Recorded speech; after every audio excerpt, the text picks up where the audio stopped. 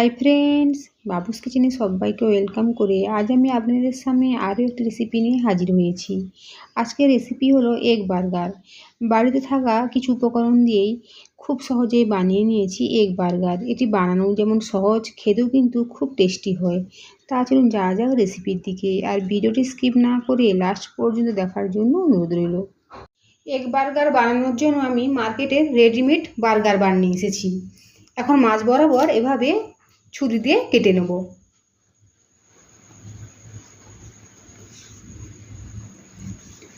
দেখুন এভাবে দুটো ভাগে ভাগ করে নিয়েছি। একটা ফ্রাই প্যান বসিয়ে দিয়েছি, ফ্রাই প্যানের মধ্যে দেবো বাটার। বার্গার বানগুলো সেঁকে নেব একটু। গ্যাসের ফ্লেম লো টু মিডিয়ামে রয়েছে। দেখুন এভাবে বার্গার বানগুলো সেঁকে নিয়েছি।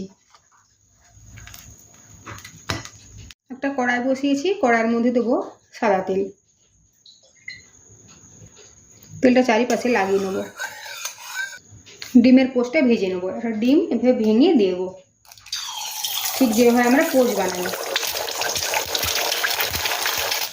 উপর থেকে অল্প পরিমাণে লবণ ছড়িয়ে দেবো।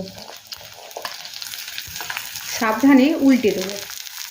প্রথমে নিচের দিকটা ভালোভাবে কড়াই থেকে ছাড়িয়ে নেব, উল্টে দেবো।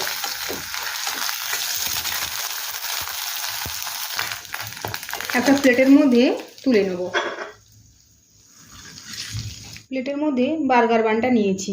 এখন বার্গারটা রেডি করে নেব। এক সাইডে দেবো টমেটো কেচাপ।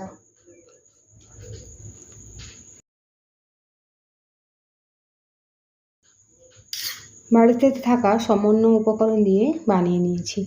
দেখুন প্রথমে দিয়েছি টমেটো কেচাপ,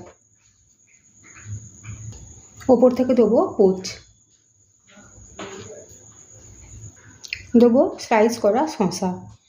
শসাগুলো একদম পাতলা করে কেটে নিয়েছি। আমি এখানে 3 টুকরো শসা নিয়েছি।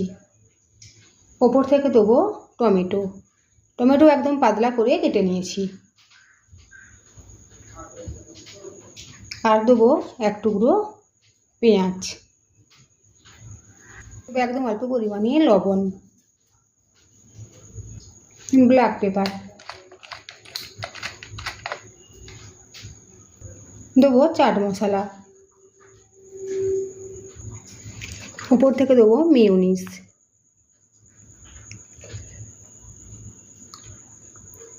মেয়োনিজের পরিবর্তে আপনারা চিজ স্লাইসও ব্যবহার করতে পারেন।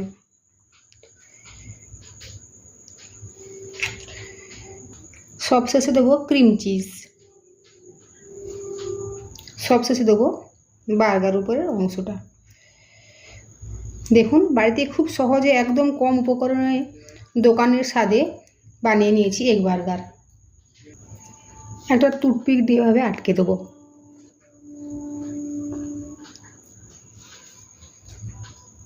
দেখলেন তো, খুব সহজেই বাড়িতেই বানিয়ে নিয়েছি একদম রেস্টুরেন্টের স্বাদে বা দোকানের স্বাদে এগ বার্গার। আজকের আমার এই রেসিপিটি যদি ভালো লেগে থাকে তো অবশ্যই কমেন্ট করে জানাবেন কেমন হয়েছে। সাথে চ্যানেলটি সাবস্ক্রাইব করার জন্য অনুরোধ রইল, আর আমার বাবুস কিচেন ফেসবুক পেজটি ফলো করার অনুরোধ রইল।